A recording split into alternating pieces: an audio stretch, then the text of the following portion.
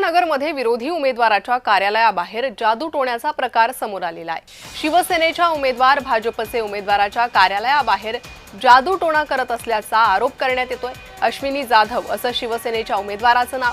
संपूर्ण प्रकार सीसीटीव्ही कॅमेऱ्यात चित्रित झालाय। तो प्रकार आम्ही केलेलाच नाहीये ना काही।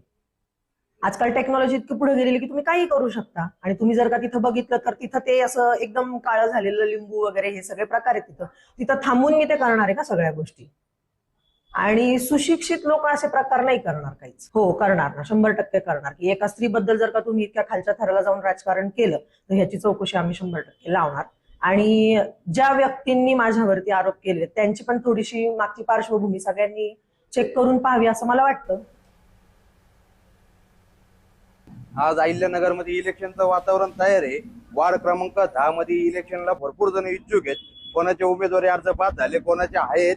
तर याच्यात शिवसेना शिंदे गटाचे जे महिला उमेदवार आहे ते धडधडीत या चौकात एक लिंबाच्या बाबतीत असा एक प्रकार केला त्यांनी। याच्यामध्ये सीसीटीव्ही फुटेज आलेले, त्यांनी हातातून इथं लिंब सोडून गेलेले आहेत। इथं लहान लहान मुलं खेळतेत, इथं म्हणजे धोका आहे द्यायला जायला, लोक घाबरून राहिले त्या चौकात यायला। हे तर भीतीचे वातावरण सगळ्यांच्या मनामध्ये झालेले आहे।